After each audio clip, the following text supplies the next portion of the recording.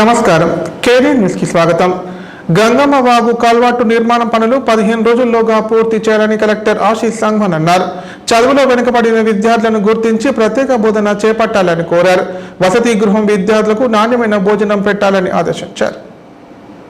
బుధవారం రామారెడ్డి గ్రామ శివార్లోని గంగమ్మ వాగు వద్ద కల్వట్టు పనులను కలెక్టర్ ఆశీష్ సంఘ్వన్ పరిశీలించారు.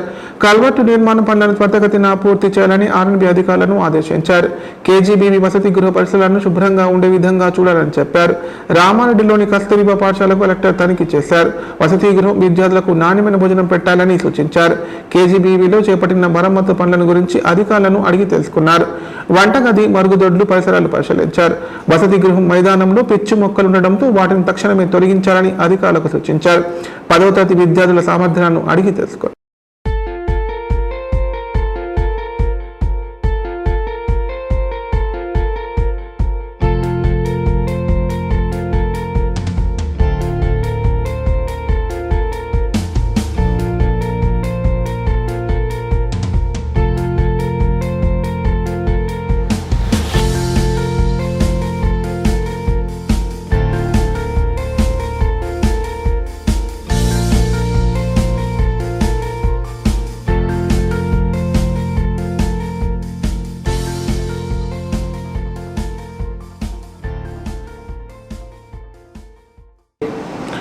కోల్కతా సంఘటనను సుప్రీంకోర్టు సుమోటోగా తీసుకుని టాస్క్ ఫోర్స్ కమిటీని ఏర్పాటు చేసిందని కామారెడ్డి జిల్లా ప్రధాన న్యాయమూర్తి సిహెచ్ వరప్రసాద్ అన్నారు.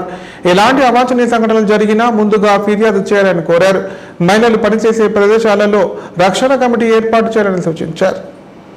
కామారెడ్డి ప్రభుత్వ ఏరియా ఆసుపత్రిలో జిల్లా న్యాయ సేవాధికార సంస్థ ఆధ్వర్యంలో పశ్చిమ బెంగాల్లో జరిగిన సంఘటనని దృష్టిలో ఉంచుకొని పనిచేసే ప్రదేశాల్లో లైంగిక వేధింపులపై న్యాయ చైతన్య సదస్సు కార్యక్రమం నిర్వహించారు. ఈ కార్యక్రమానికి జిల్లా ప్రధాన న్యాయమూర్తి, జిల్లా న్యాయ సేవాధికార సంస్థ చైర్మన్ డాక్టర్ సిహెచ్ వరప్రసాద్ ముఖ్య అతిథిగా హాజరయ్యారు. సందర్భంగా ఆయన మాట్లాడుతూ న్యాయ సేవాధికార సంస్థ యొక్క పనితీరుని వివరించారు. ఎలాంటి అవాంఛనీయ ఘటనలు జరిగినా ముందుగా రిపోర్టు చేయాలని కోరారు. పశ్చిమ బెంగాల్లో జరిగిన సంఘటనని సుప్రీంకోర్టు సుమోటోగా తీసుకుని టాస్క్ ఫోర్స్ కమిటీని ఏర్పాటు చేసిందన్నారు. పనిచేసే ప్రదేశాల్లో రక్షణ కమిటీ ఏర్పాటు చేయాలని ఆసుపత్రి సిబ్బందిని సూచించారు. అలాంటి కమిటీలకు చట్టబద్ధత ఉంటుందని చెప్పారు. వైద్యులు డైనింగ్ డిక్లరేషన్, ఇతర విషయాలలో తీసుకోవాల్సిన జాగ్రత్తలు, వైద్యులకు వర్తించే చట్టాలను వివరించారు. అంతకుముందు 2 నిమిషాలు మౌనం పాటించి కోల్కతా ఘటనలో మృతి చెందిన వైద్యురాలికి శ్రద్ధాంజలి ఘటించారు. ఫర్ ఎగ్జాంపుల్ సూపరింటెండెంట్ గారు వెళ్ళింది చైర్మన్, అట్లాగే ఒక ఆయన ప్రొఫెసర్ని ఒక ఆయన మెంబర్గా పెట్టుకోవచ్చు.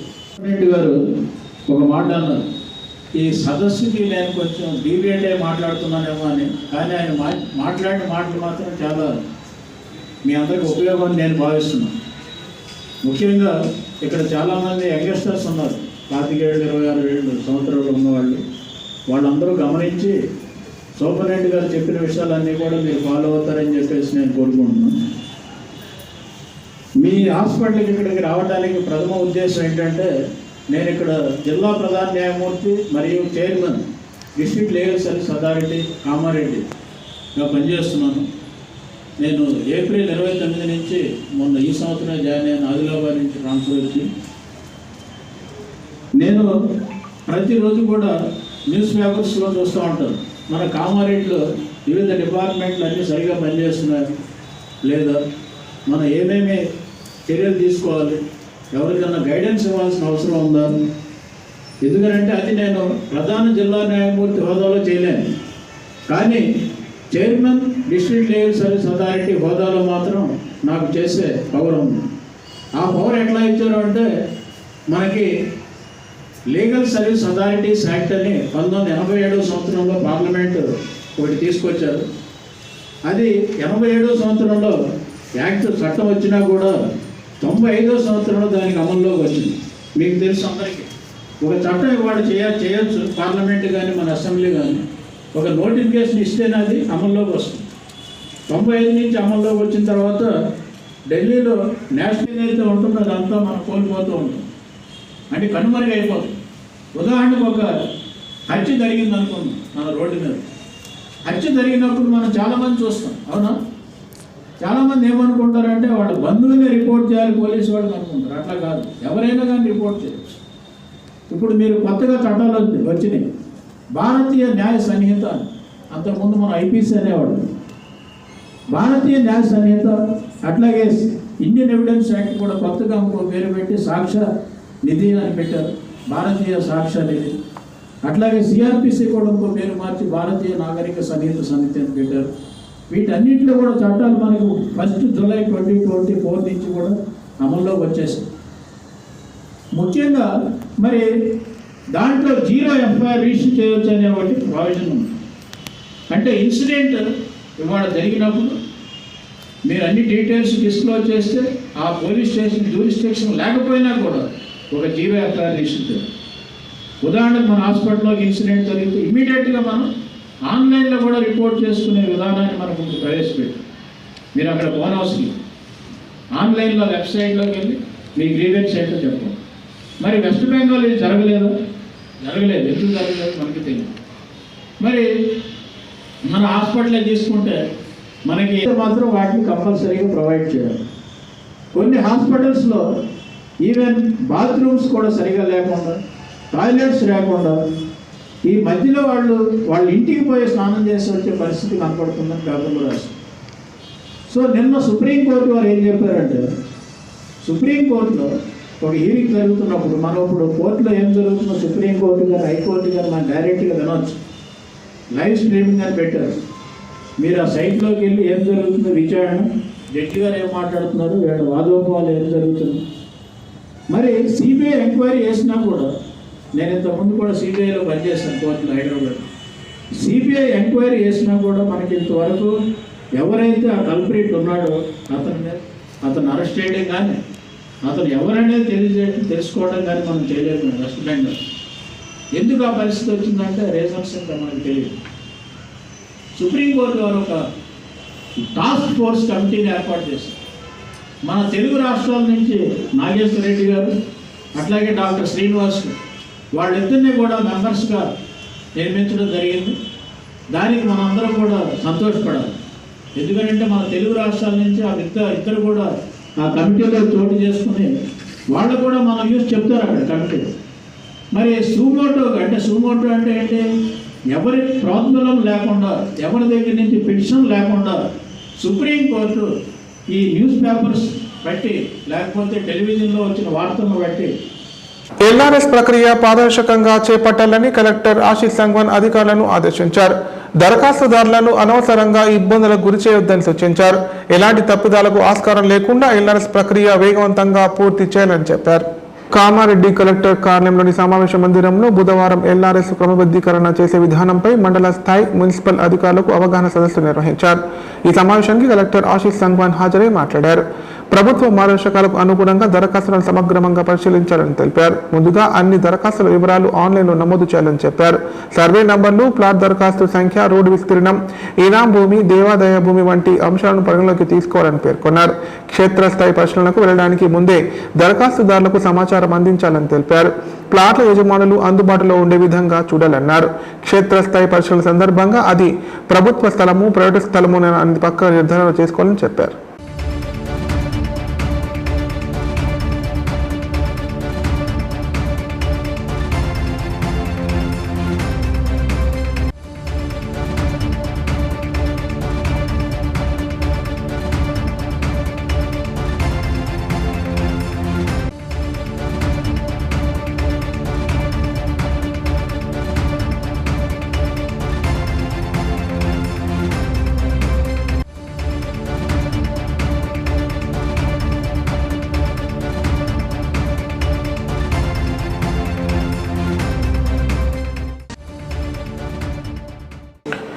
భారతీయ కిసాన్ సంఘ్ ఆధ్వర్యంలో కామారెడ్డి కలెక్టర్ కార్యాలయం ముందు రైతులు ధర్నా చేపట్టారు.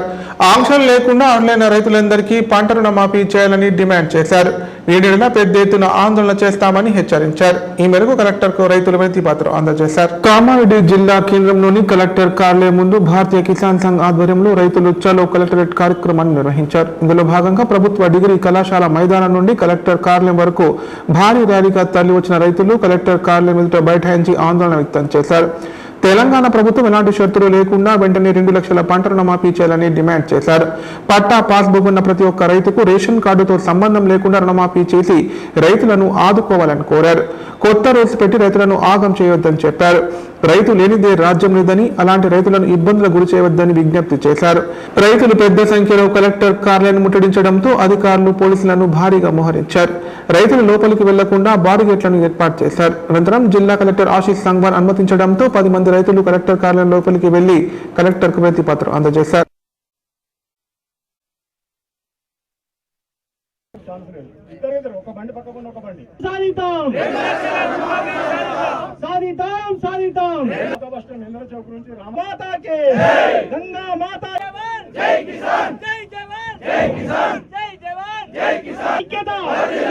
సరే నువ్వు ప్రభుత్వ ఉద్యోగులు అన్నావు, ఇంకా మీ ఎమ్మెల్యేలు ఉన్నారు, కానీ తీరా చూస్తే ఈరోజు లిస్ట్ లో చూస్తే చాలా మంది పెద్ద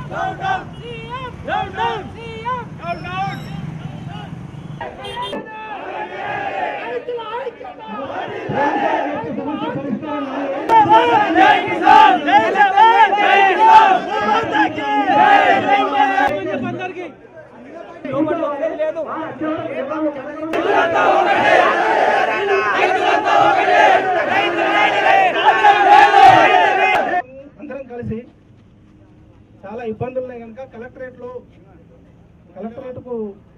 కలెక్టర్ గారికి కలెక్టర్ ద్వారా ముఖ్యమంత్రి గారికి వినతి పత్రం ఇవ్వడానికి మనం అందరం కలిసి పోతున్నాము.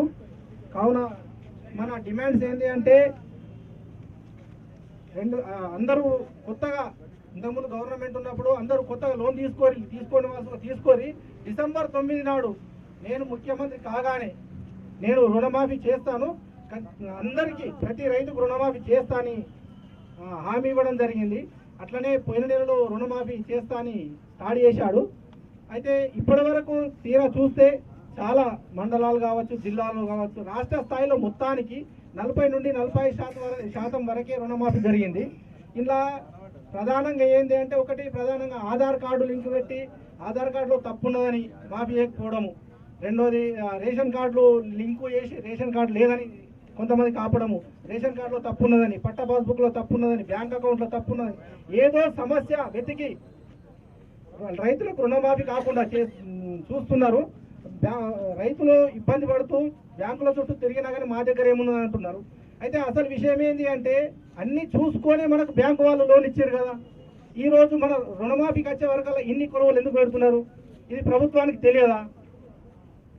కనుక మనమందరం సంఘటితమై ఇట్లా ఉద్యమం చేస్తూ ముందుకు పోయి మన డిమాండ్లను సాధించుకోవాలని చేస్తున్నాము. అదే మొన్న 2 లక్షల మందికి అని చెప్పింది, దానికి 32 లక్షల కోట్లు ఇప్పటి వరకు చేసింది 11,50,000 కోట్లు మాత్రమే చేసింది. ఇంకంటే సగం కంటే తక్కువనే చేసింది. మిగిలిన రైతులందరూ ఏం పాపం చేశారు? కనుక దీని ఆధారంగా మనం అందరము ఐక్యంగా ఉండి సాధించుకోవాలని కోరుతున్నాము. రెండో అంశం ఏంటి అంటే 2 లక్షల పైన ఉన్న రైతులకు మీకు ఎన్ని లక్షలు ఉంటే మీకేమి ఇబ్బంది? 2 లక్షలు ఉంటుండొచ్చు, ఎక్కువ ఉంటుండొచ్చు, మీకేమైనా ఇబ్బంది? ఆ రైతులు ఆ బ్యాంకు వాళ్ళు చూసుకుంటారు కదా, ఆ బ్యాంకు వాళ్ళు ఇచ్చారు కదా. ఒక్కొక్క రైతు ఉంటారు, పరిస్థితి ఏంటంటే అన్ని పంటలు వండే సీజను అన్ని పెట్టుబడులు పెట్టి ₹1 లేదు. ఇప్పుడు బ్యాంకులో ముందు జమ చేస్తాము, జమ చేస్తేనే మేము మీకు రుణమాఫీ చేస్తామని ప్రభుత్వం చెప్తున్నది. ఇది ఎంతవరకు కరెక్టు? కనుక ప్రభుత్వం 2 లక్షలు రుణమాఫీ చేస్తా అన్నది కనుక 2 లక్షలు ముందుగా ప్రభుత్వం బ్యాంక్ అకౌంట్లో వేసి రైతు ఇప్పుడు కాకపోతే ఇంకా నెలకు వేసుకుంటాడా, లేకపోతే ఆ 2 లక్షలు మాఫీ చేసుకొని మిగిలిన డబ్బులను ఉంచుకోగలుగుతాడా? దానికి ప్రభుత్వానికి ఏమి ఇబ్బంది? కనుక ప్రతిదీ ఆలోచన చేసి ప్రభుత్వం ఆలోచన చేసి ఏవో గారితో Jain director of agriculture officer తోటి మాట్లాడిండు, మన అడ్మినిస్ట్రేషన్ ఆఫీసర్ తోటి మాట్లాడిండు. ఏదైనా ఉంటే మేము సమస్యలు జరిగిన పరిస్థితి ఉన్నది. అప్పుడేమో కుటుంబాల ఆధారితంగా కాకుండా పట్టేదారు పాస్బుక్ ఆధారితంగానే మేము రుణమాఫీ చేస్తామని గవర్నమెంట్ అప్పుడు అనడం జరిగింది. ఆ తర్వాత ఇప్పుడు వచ్చిన తర్వాత కొర్రీలు పెట్టి డాటా లేదు అది అని చెప్పేసి ఇట్లా చేస్తుంది ప్రభుత్వము. దీనిపైన మేము రైతులమందరము ఇచ్చి మా విన్నపాన్ని మీకు వినిపిస్తున్నాం సార్. మీ ద్వారా గవర్నమెంట్ దృష్టికి తీసుకువెళ్ళి మా సమస్యల పరిష్కార దిశగా ఆలోచించండి సార్ అని చెప్పేసి అనడం జరిగింది. వారు ఏమన్నారంటే సరే మీరు మాకు ఇచ్చిన ఇన్ఫర్మేషన్ ప్రకారంగా ఉన్న గవర్నమెంట్ జీవో ఏమున్నదో దాని మీద ఇట్లా రైతులు వీడికి వచ్చిందంటని చెప్పి సమస్యను ప్రభుత్వ దృష్టికి తీసుకుపోతామని చెప్పడం జరిగింది.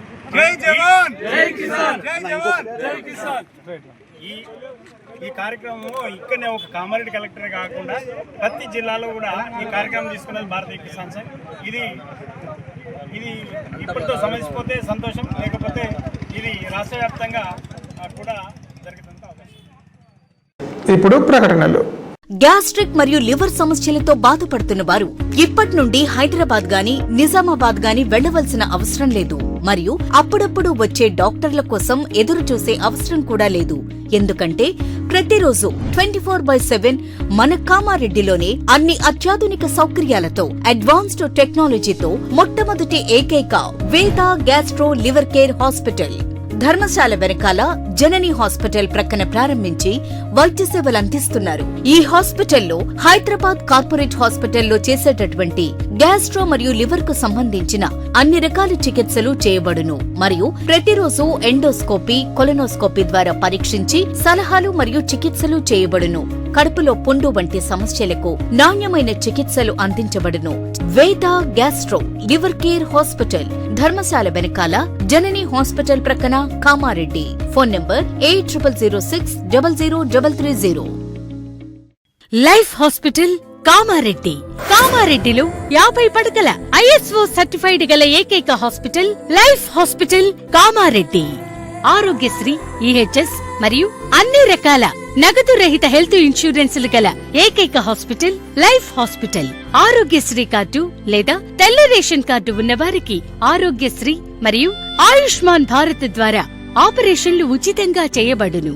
కామారెడ్డిలో కార్పొరేట్ స్థాయి ఖరీదైన వైద్యాన్ని ప్రతి పేద మధ్యతరగతి వారికి అతి తక్కువ ఖర్చుతో వైద్యం చేయబడును. నిజామాబాద్, హైదరాబాద్ వెళ్లవలసిన అవసరం లేకుండా అనుభవజ్ఞులైన వైద్య బృందంచే క్లిష్టమైన ఎముకల ఆపరేషన్లు, ఆర్థోస్కోపిక్, కీహోల్ సర్జరీలు, జాయింట్ రీప్లేస్మెంట్, మోకాళ్ల మార్పిడి, వెన్నుపూస ఆపరేషన్లు మరియు చెవి, ముక్కు, గొంతు మరియు థైరాయిడ్ కి సంబంధించి 4 గంటలు అత్యవసర వైద్య సేవలు అందించబడును. మా సదుపాయాలు: అత్యాధునిక operation theatre, laminar OT, ICU, X ray, physiotherapy, DEXA scan, pharmacy సౌకర్యాలు కలవు. రాష్ట్ర ప్రభుత్వ ఉద్యోగులకు ఫీజు రీయింబర్స్మెంట్ సౌకర్యం కలదు. సంప్రదించండి. లైఫ్ హాస్పిటల్, రాజీవ్ పార్క్ ఎదురుగా, సిరిసిల్ల రోడ్, కామారెడ్డి. ఇప్పుడు సంక్షిప్త వార్తలు. కామారెడ్డి జిల్లా బేర్కూర్ పోచమ్మ కాలనీలో ఆరవేశ సంఘం ఆధ్వర్యంలో దాతల విరాళాలు 12 లక్షలతో నాగేశ్వర ఆలయాన్ని పునర్నిర్మించారు. ఈ దేవాలయ ప్రారంభోత్సవ కార్యక్రమాలు బుధవారం నుండి ప్రారంభం కానున్నాయి. సుమారు 60 ఏళ్ల క్రితం నిర్మించిన ఈ ఆలయం 10 ఏళ్ల కిందట పూర్తిగా శిథిలావస్థకు చేరి ఇటీవల కురిసిన వర్షాలకు కూలిపోయింది. గుడిని పునర్నిర్మించాలని దేవాదాయ శాఖ అధికారులు ప్రజాప్రతినిధులకు చెప్పినా పట్టించుకోలేదని సంఘ ప్రతినిధులు పేర్కొన్నారు. దీంతో తాము దాతల ద్వారా 12 లక్షల విరాళాలు పోగు చేసి గత ఏడాది శ్రావణ మాసంలో ఆలయ పనులు ప్రారంభించి ప్రస్తుతం పూర్తి చేశామని సభ్యులు చెప్పారు. ఈ సందర్భంగా ఆలయ ప్రారంభోత్సవ నేపథ్యంలో నేటి నుంచి ఈ నెల 33 వరకు పునఃప్రతిష్ఠాపన మహోత్సవాలు నిర్వహించనున్నామని సంఘాధ్యక్షులు ప్రవీణ్ కుమార్ తెలిపారు.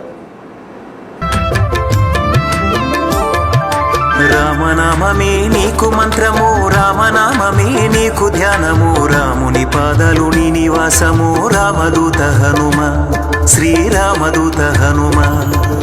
రామనామమే నీకు మంత్రము, రామనామమే నీకు ధ్యానము, రాముని పాదాలు నీ నివాసము, రామదూత హనుమ, శ్రీరామదూత హనుమ. నీ అభయము కోరుతూ నీ భక్తులే శరణము కోరుతూ నిన్ను చేరనే, నీ శరణము కోరుతూ నిన్ను చేరనే. తెలంగాణలో మరో 2 రోజుల పాటు వర్షాలు కురుస్తాయని హైదరాబాద్ వాతావరణ కేంద్రం వెల్లడించింది. రాష్ట్రంలోని పలు జిల్లాల్లో తేలికపాటి నుంచి మోస్తారు వర్షాలు కురిసే అవకాశం ఉందని తెలిపింది.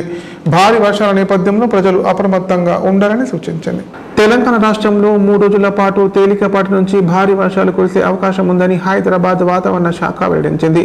వాతావరణ శాఖ బులెటిన్ ప్రకారం ఆదిలాబాద్, కొమరంభీం, ఆసిఫాబాద్, మంచిర్యాల, నిర్మల్, వికారాబాద్, సంగారెడ్డి, మెదక్, కామారెడ్డి, మహబూబ్ నగర్, నాగర్ కర్నూల్, వనపర్తి, నారాయణపేట, జోగులాంబ, గద్వాల్ జిల్లాల్లో అక్కడక్కడ భారీ వర్షాలు కురిసే అవకాశం ఉందని చెప్పింది. ఉరుములు, మెరుపులు, ఈదురుగాళ్లతో గంటకు 30 నుంచి 40 కిలోమీటర్ల వేగంతో గాలులు వీస్తాయని తెలిపింది.